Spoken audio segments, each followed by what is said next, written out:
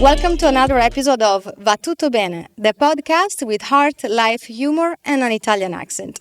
I'm your host, Carlotta Montanari, and today we have a very special guest, Hollywood actor with a beautiful connection with horses, and his name is Tim Murphy. Hi, Tim. Hey, Carlotta, how are you doing? How are you? I'm Good. doing good. Good. Come va?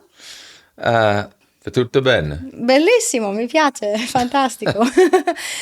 Thank you for coming to the show. I'm very excited. And I wanted to bring the horse inside the studio, but we're going to do that after the interview. What do you think? Great. We're going to do some fun interaction with Bolero.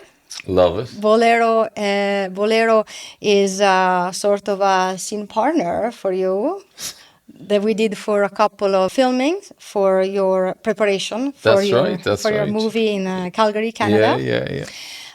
So anyways, a little bit about you first. I know you're from Ireland. Mm-hmm. I'm from Ireland, from a little town called Tralee on the west coast of Ireland, County Kerry.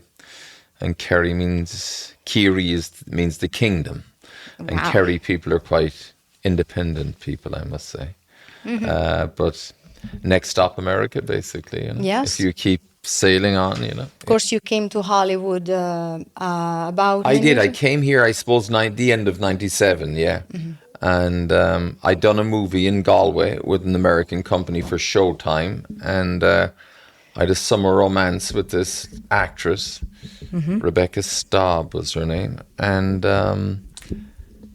I was quite busy in Ireland, but winter was setting in. And I said, God, I have a warm bed in LA. Why don't I try that for a while? That's nice. So it was good. It looks like you made the right choice. Yeah, it's been good. It's been good. I've worked and I had a son and Yeah, beautiful life. Yeah. Of course, Criminal Minds, Sons of Anarchy, True Detective, Mm-hmm. Appaloosa, and many, many more. Yeah. Would you say that your career in the last few years has gone oriented more toward Western movies rather than the beginning when you were playing more like, characters, in movies, drama, criminal, sci-fi? Yeah. And then toward the end, lately, you do more Westerns. Mm-hmm. Well, I did it Western. I suppose at the beginning, no Westerns, and then in the middle, a bunch of Westerns. Pause, and then, yes. And then now, again, a resurgence in Westerns. And I suppose with Taylor Sheridan and his Western kind of sagas, they're becoming popular again, yes. which is good because they seem to suit me. Yes. I have a good face for Westerns and I have a good presence, I think, for Westerns. You do. You really remind me of one of our Italian veteran Western actor, Franco Nero. They're very much so, I think. Yeah. Terence Hill. And Terence Hill, these, the spaghetti Westerns. Yes, the spaghetti Western. Yeah. It does really suit you. Plus, you really love horses. I do. And then we had this fun time getting you ready for that job in Calgary. That's right. In Canada. Yeah. Do you want to share what project it was? And the project was called The Abandoned. Yes. It was Kurt Sutter's new Western TV show. Shot it last year in Calgary. Yeah. Is it out now? Not yet. I just did 1 or 2 episodes. One of the things they asked me to do was if I would rear up on a horse, Yes, and I didn't know they'd ask me this or anything, but we did for fun. I was out with you one day, and for fun, you said, "Do you want to try rearing up on the horse?" And I said, "Yeah, go for it." So it worked well. And then I was on the set, and the stunt guys weren't sure if I could do it or not, but they saw that I was quite good on a horse. So they said, "We think you might be able to do this, Murph." And I said, "Yeah, I think I could too." So I said, I practiced with Carlotta, and it worked out great. I have amazing photos of it, and the stunt is great. We got Bolero ready, one of my best horses in 4 legs on set, and we played around, and we did a lot of canter, and we did some lead changes, and we did some tricks, and even picked up your hat. Remember that? That's right. Yeah. It was really nice. It was a new trick that I just taught him, and he did it very well. We have a video of that. Yeah. Anyways, that was really nice. I'm so proud of that. When you texted me from Canada and you told me that if it wasn't for that little workout exercise we did, you wouldn't feel so comfortable to rear up on a horse and do your own stunt. Yeah, I probably wouldn't have the balls to do it. Yeah, Because but you don't know yeah. you don't know the feeling of Yeah, it. yeah. So you didn't have to do many takes, huh? I did not. They were very impressed, but I warned everybody, guys, if I do this, I want your cameras out and make sure you get a shot of it. So all the crew and the stunt guys had their cameras out, so I got good footage of it. Yes, Yeah. yes. Well, I can't wait to see it. Yeah. When I do my performance for projects and I do the stunt part, I always say, make sure your camera is ready. One, Yeah. two, stay a little bit higher. Yeah. Because it did happen many times that, oh, wait, I was filming, but the head of the horse passed Oh, the God, limit. Yeah. I always warn, hey, they're going pretty high, so make sure you have some ceiling, some space on the top of the frame. Yeah. So as a horse lover myself and a Western movie lover myself, I cannot not ask you how was working with Ed Harris and in Appaloosa and National Treasures. It was great. I mean, I got National Treasure and I played his cousin in it, and we got to know each other quite well. And then after we finished that, it was amazing. A few months later, he was shooting Appaloosa. And did I go in for an audition? I think I went in for an audition, but he called me up. I remember it was Labor Day. It was one of the happiest and most exciting times I had as an actor, hearing that news. Sometimes news passes you by, but when Ed called me on Labor Day, I think, and he said, Murph, do you want to come and do a Western in New Mexico? I says, fuck, this is great.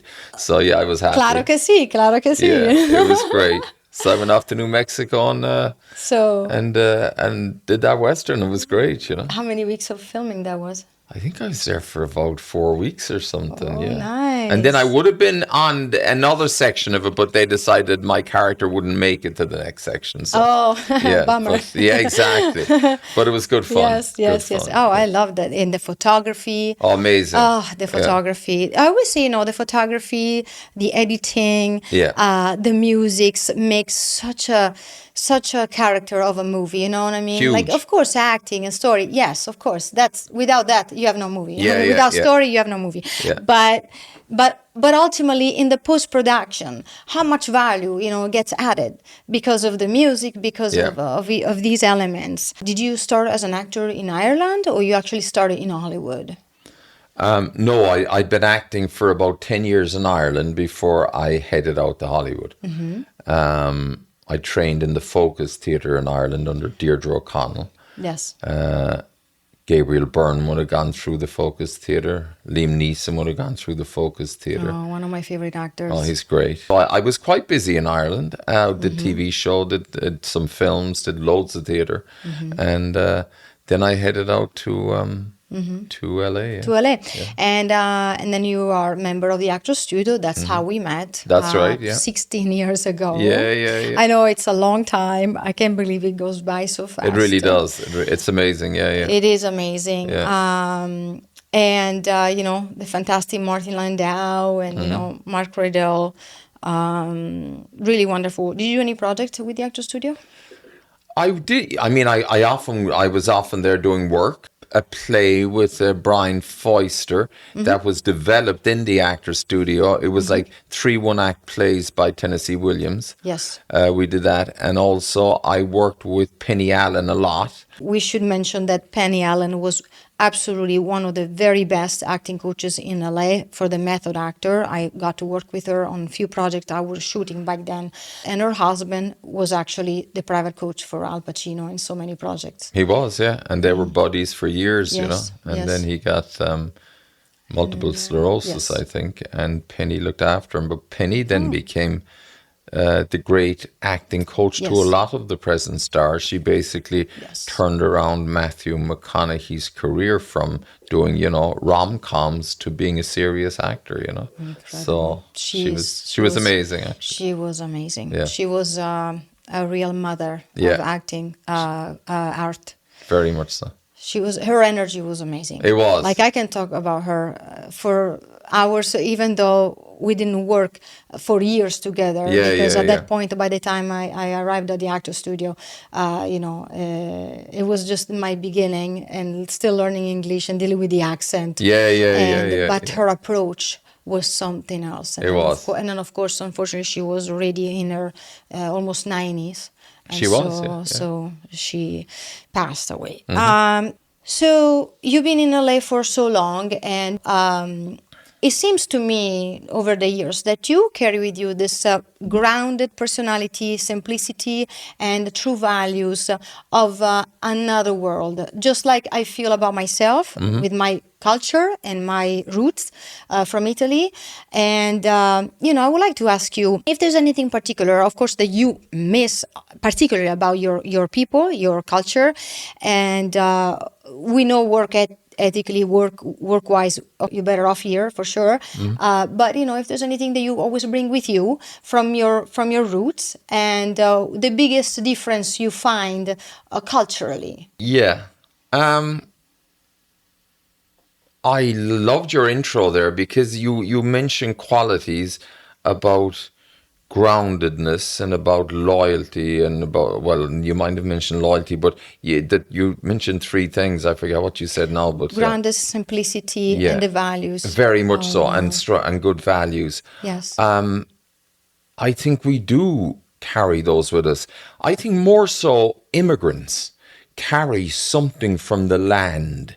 Something from the roots of their land travels with them to the new world. Yes. And I think it's always been like that. From the conquistadors to the people that came here. They might have done terrible things, some of them, but the present generation, they do have something from the land. And I think the land of Ireland is a magical land, Yes. And I feel at home when I'm out riding horses with cowboys and stuff for some reason, that I'm on the land. Yes. Even the way a lot of the cowboys, I've met the wranglers on the jobs and stuff. Yeah. They're similar to me in a lot of ways. They have those... The roughness, the truth, presence, the simplicity, the presence, and that vibe, that energy, right? Men a few words, and when they say something, they mean it. They're men of words. They're their word means a lot. Yes. And I feel LA and a lot of around the flittingness of the people around here, including people very close to me, they're not grounded, and they don't have that presence, and they're flitting from one thing to the other, like bumblebees jumping from one plant to the other, trying to get pollen, and this neediness out of them, and they try to. It's like a town where a lot of people, they suck each other dry, Yes. and sometimes they're looking for the strong oak tree or the strong plant to land on and take their energy. And bring it down. Because consuming and very sucking much the energy. So. I know, yes. They try to suck that energy out of you, or suck some of the magic that you brought from your land. Yes. And they see that brightness and that presence and that groundedness and the values, and they want that because they don't have it, so they're grasping.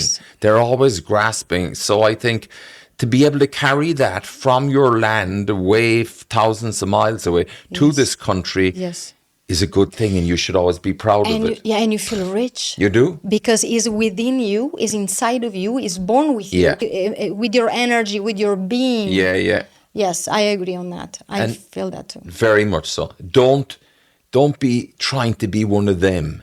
Don't be grasping yourself because you come with that great presence from your own country, and let them come to you, Oh, amen. So, amen. Yeah. This is so true, so deep, so heartfelt, and I totally agree and share that.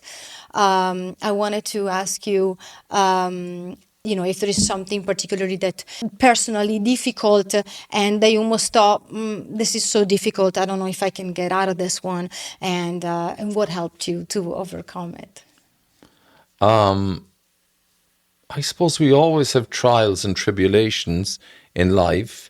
I think the important thing, I remember my father saying to my mother, she suffered from depression, and on a Sunday they'd drive around in the car, and my father would say, Mary, behind every door there's a problem. We're not the only ones, you know. And he was so right. He's so right. Another great saying at Dad's was, it's nice to be important, but it's more important to be nice. To be nice. I love this one. And it's so true. I had a very, overcoming stuff. I had a very bad stutter when I was a kid. I could hardly talk. Yes. So I preferred to be beaten by the teachers than stand up and have to say something with a stutter.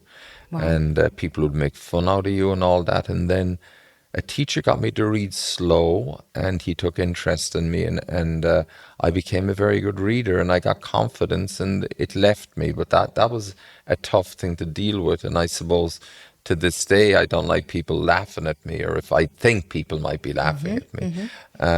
But into evolving into being an actor exactly of this level with coming from that. Yeah. What an overcoming! What a winning! yeah. Like, definitely. And so to overcome that, and become an actor is like phenomenal for me, you know. Yes. So Yes. yeah, I Yeah, you really gave a voice to that win, to that revenge. Like, Yeah.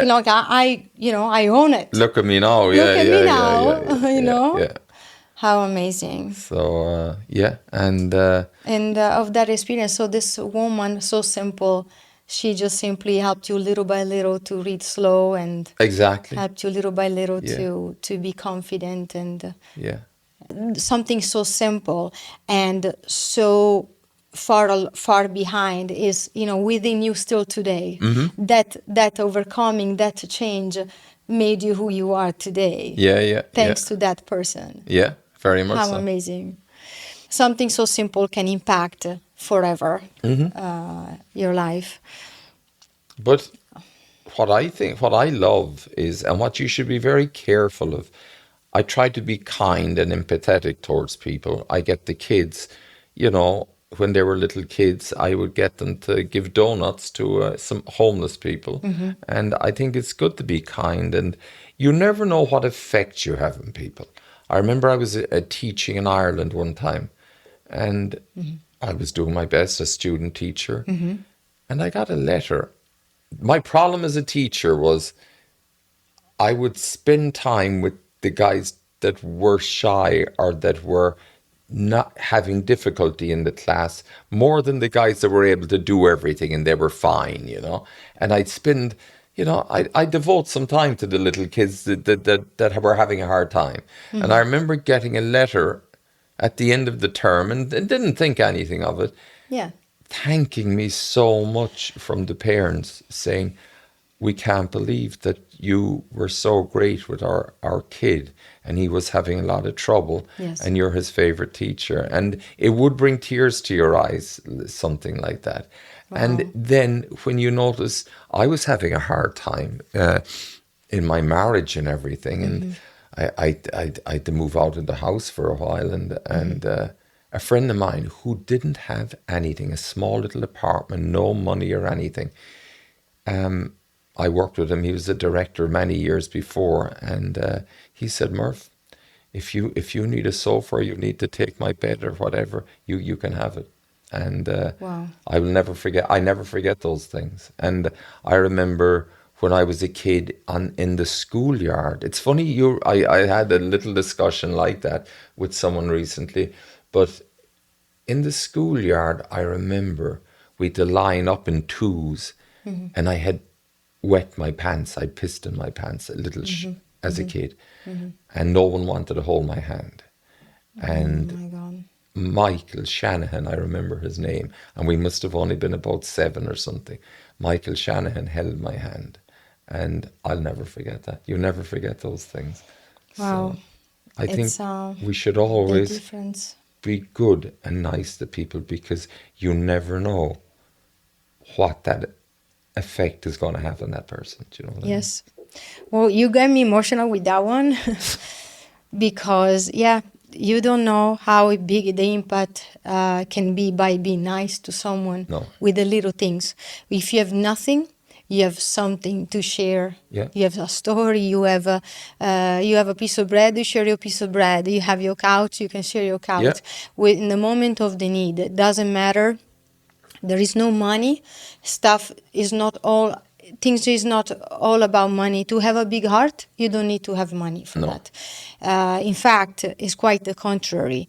If you're very wealthy and you have a very big heart, that's you're really rich right there. You are. You know, if you really just think what a positive impact you can give to someone else. You mentioned about the school when you were little. Actually, happened to me as well. I remember there was a moment that we had to change classes, and they mixed us around like the primary school, and I was so close to my best friend, and unfortunately the classes hours have changed, and it was very hard to integrate, and nobody really wanted to play all together. And I remember this girl, Eleonora. She always came to school with this very long panini.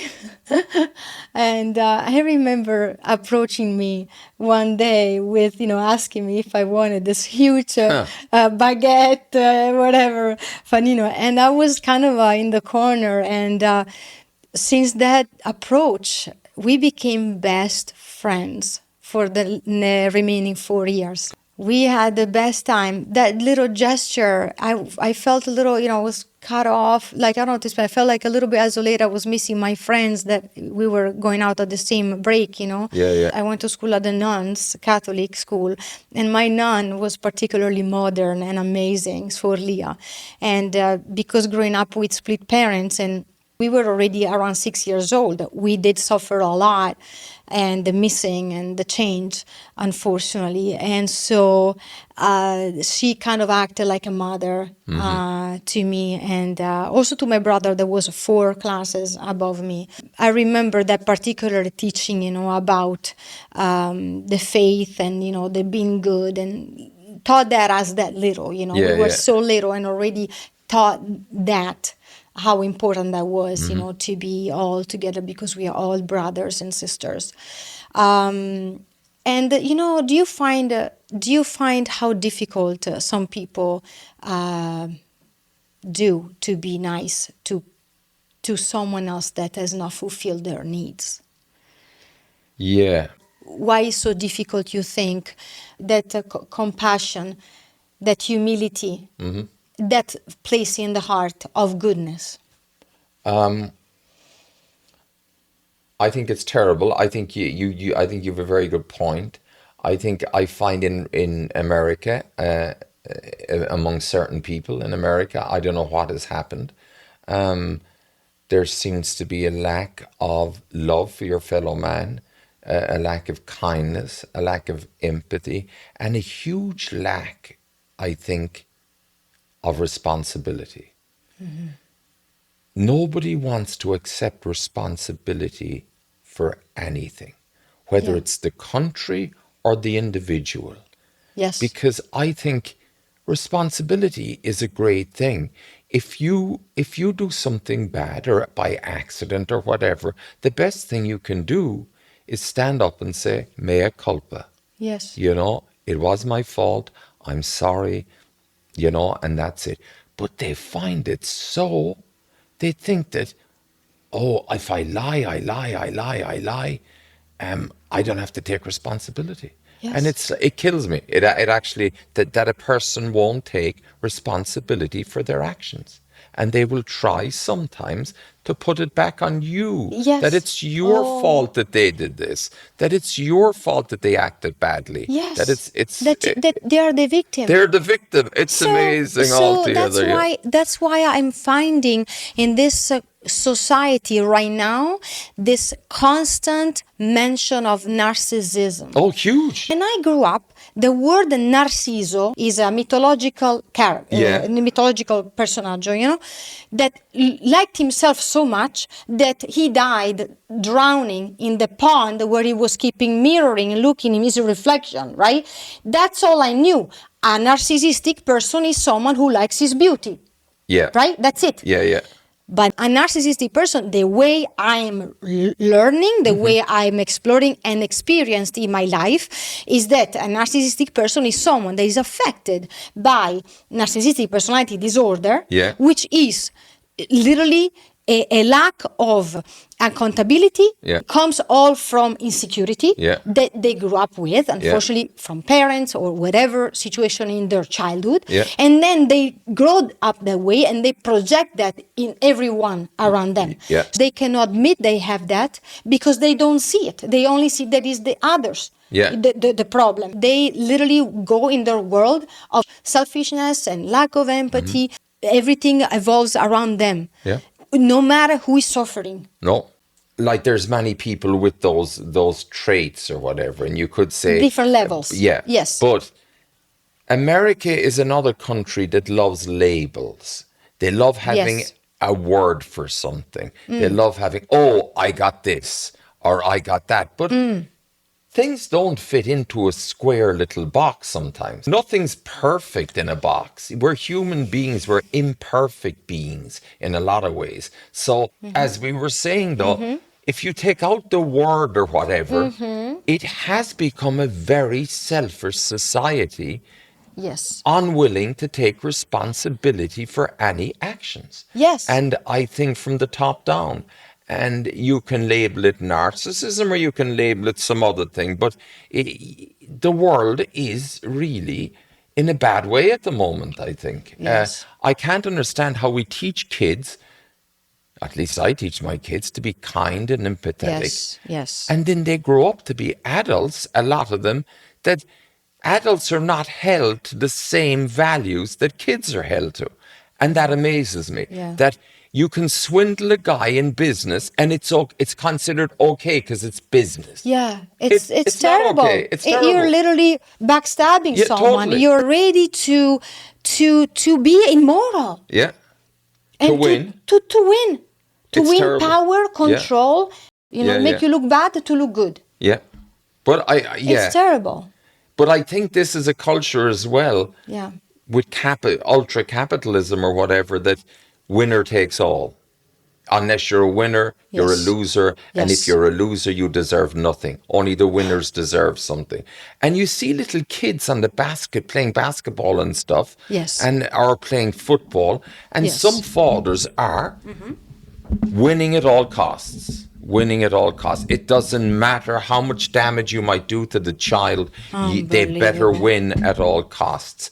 I don't agree with that philosophy. In fact, I think I'm totally against that philosophy, because in life in general, not everybody wins. But don't be labeling someone Yes. as a winner is a good person and a loser is a bad person. No, It's not some true people at are all. unfortunate in life. Yeah.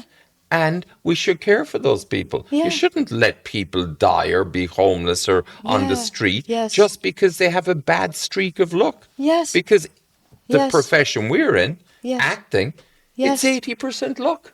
It is nothing. I mean, it is a little bit of talent there, definitely. You have to have talent. That's a big one. But even Judi Dench, who people, an Academy Award winning actress, she said the same thing. I still want to believe in the art of the acting. Yeah, yeah. I mean, maybe in the commercial, no. Okay, commercial is totally look, 100%. And then, of course, you got the accent. Yeah. That's another story. It's falling into that, you're saying. The Hollywood is falling into that. It was more creative before. Now they're only Exactly. they're looking for money. Is that going to make me money? Everything's figured, even from the cast. How much is that actor worth? And Yes. do you think they're going to make money for Yes. us? Whereas less emphasis put on art and creating art and all Yes. that. It's very much a money thing now. So regarding what we just talked about, how would you raise a child in a society of this with this line of thought against this big vortex, the media, and I don't know. Like I said, I'm the only one from here of my family, and my son is, obviously half Italian and half, American. American.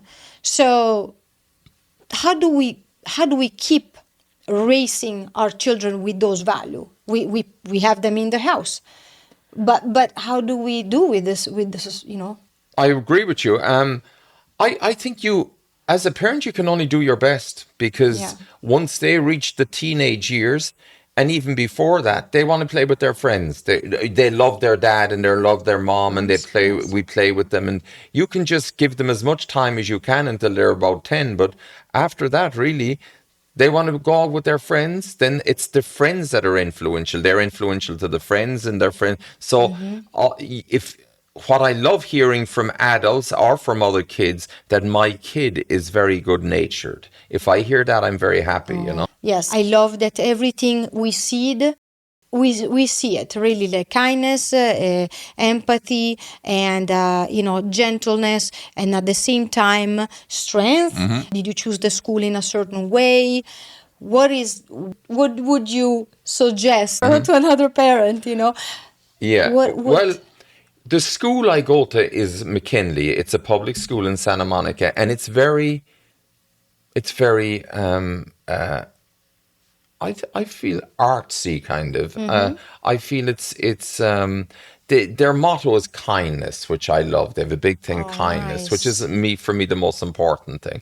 And but it's very international as well. There's a lot of international people on it. You know, they're immigrants from Colombia from Africa, from South America, from Europe, from Russia, from Ukraine. And it's great. It's a great melting pot, a great mix. You have every color under the rainbow and different types of people, Nice. people from Japan, people, as I said, other countries. So you have Asians, Hispanics, Americans, Europeans. It's such a great mix. Very nice. And Open-minded. and not that much millionaire kids, which is great. Yes. Everyone seems to be well-educated, middle class, which is really being pushed out of society, which I hate, because it's the middle class that really is the foundation there. But Yes. So that school is very good, and what they instill in the kids is very good. And what I instill, as I said to you, in Sean and Saoirse, my two kids, is I want them always to be kind and empathetic, and they have those qualities, and you can see that they have those qualities. Yes. Obviously I have issues with my kids like any parents do, but I see those qualities coming through, and sometimes you have to thank yourself as a parent and think, it I've worked. done good. It worked what I was trying to put into them. Yes. Because, some other parents might have other ideas with their kids, or put other, and some other parents might put, I don't know, tenacity or like or toughness, like toughness, and orient all into that, and competitivity. Exactly. Competitivity. It's good to competitive. Be competitive. Yeah, exactly. be competitive, but that's not to be, elbow others. Exactly. That's And I love this kind of chats. You see, my podcast, as you experiencing, is not scripted. Everything is by heart, and everything flows naturally. So much truthfulness and life and inspiration comes into these talks. Yeah, very much. I would like to know what the biggest thing you have learned from being a father. From being a father. I should have started earlier, I think. I would have preferred if I started earlier. It makes you totally... Well, not everybody it doesn't, but for me, it's not about you anymore. It's about your kid. It's Right. about your son, or your daughter, or whatever. Yes. And you do everything for them, and it's good. I get a great kick out of being needed by people, because Yes. sometimes life can be tough, but some little boy looks up to you, or little girl looks up to you, and wants to be taken care of in this big bad world, and no matter how bad it gets, they're looking up to you to do it for them, and you do it. You Yes. do it, and you don't think about any problems that you might have. You just make sure that they're safe and good, and that gives you a boost very often. And it's it makes you succeed maybe in places where you didn't think you were going to succeed, because you Right. need to now. You You know, need to. you have to take care of those little kids. Either you are a single parent or a married parent or a co-parent. It's really nice to have a point of a collaboration, and we have to go to a certain port, and so from point A to point B, and that's the growth of the child, no matter what, we gotta go to point B. So instead of doing this, we might as well do this and smoothly, because the child is in the boat. I always say, you know what? Let's keep our BS out of it and just focus on the child. Focus on the good for the child, for the children. And they see everything, they observe and they internalize everything. So it's really amazing the things that we can evolve into and learn that we didn't know. Our children are teaching us. I love being a mother. So it is not easy. No. But I think that you learn also to say no. You do? You learn to say no. I don't have time for that. You know? Before it's like take in. I'm like, you know what? I have already the plate full. With the social media world, being a celebrity, being an actor, public figure, how I love, because you have incredible values. So your responsibility, the more famous you become, the more responsibility you have. Anything that you put your voice out there, you have a responsibility. Anyone listens to you, either can take that as a model or not, or impact positively or negatively. How is your relationship with that? Social media. It's interesting. Now I usually keep it just with work and with Sean, with my family. And that is just so that my family back in Ireland can see what I'm doing in America. Well, everybody sees it. Oh yeah, definitely. I like putting stuff up there, I used to put up a lot of political comments, actually, but it seems to get people in a bit of trouble. It's a terrible world right now where you're either one side or another side. You can't be in the middle, and unless you take a side, you're in trouble, and if you take a side, you're in trouble. But I do believe, and I think I will start doing it more, you need to stand up for something. Yes. And you need to make the world know, I think, if you have any power at all, and I don't think we have a lot of power, but I do think the people ganging together, like you see decisions by governments where the majority of the people in their countries do not agree with their decisions. And I'm seeing this more and more throughout the world, that the people do not agree with what their governments are doing. So I think it's good that people are starting to stand up and get a voice and speak out and against stuff and for stuff or whatever. Very often in our industry, you're kind of, I was warned in a couple of stages, I wouldn't say that if I was you, or I wouldn't say, because your career could be impacted badly. That's maddening. And I think that's bad, because it's bad. And it's fake. And the industry's terrible now anyway. So you might as well just stand up. I was actually going to do a YouTube channel or something myself, maybe, and just call it Right or Wrong. Perfect. Because are you going to do the right thing or the wrong thing? And it's so obvious that that's obviously a wrong thing to do. So why are you doing it? And you keep doing it, and you get away with it, and you're paid for it, and you seem to be... To please who? At the end of the day, terrible. You carry that inside. That is not right. It's terrible. It's terrible. And then, of course, the other side of social media is the as we were talking about earlier, the growth of narcissism and the growth of narcissistic people. All they want to show is like, sexy pictures of themselves on Instagram all the time. Someone's husband or wife does that. Feel like, wait a minute, where is my role in this? By doing that, you're diminishing my role. Like it's like am I sharing? It's about them. It's about you. It's about one person, and that's what it is. With no care of anybody else. It's like that need that everybody must love me. Oh no, it's not enough if my kids or my husband or whatever. Everybody must love me, and you're going, no, but I mean, everybody doesn't love everybody. No, and I'm okay with that. I'm okay with that. See, we don't have to, please anyone. I am who I am. You are who you are. I'm very much like that. I definitely don't want to please anyone, and I definitely don't need follow. I'd really stay you know. I know who I am. I Yeah. accept who I am. I own who I am. Yeah. And if you don't like me, move on. Exactly. And that's fine. I don't like you. I move on. Yeah, totally, totally. Do the same. Yeah. I love that. Anyways, your favorite quote? My favorite quote. I don't know if I have favorite quote, but a good Irish one is "Gonairi and Boherlat." Right. When you say it to someone, it means "May the road rise with you," which is always nice. You know, you're basically wishing a person a good life, or as they walk along the road. Maybe, Amen. Yeah. Amen. I love it. Thank you so much for coming in my show. This was a beautiful catch up.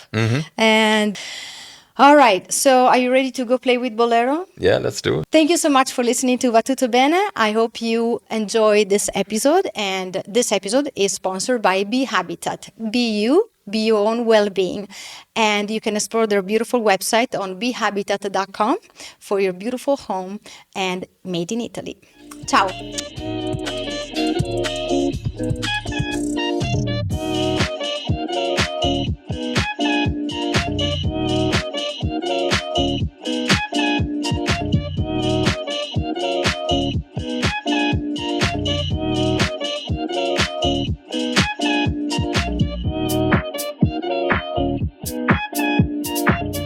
The content provided in this podcast is for informational and educational purpose only. This is not a professional advice. I recommend seeking out professional guidance when making any decisions that could impact personal growth, health, and well-being.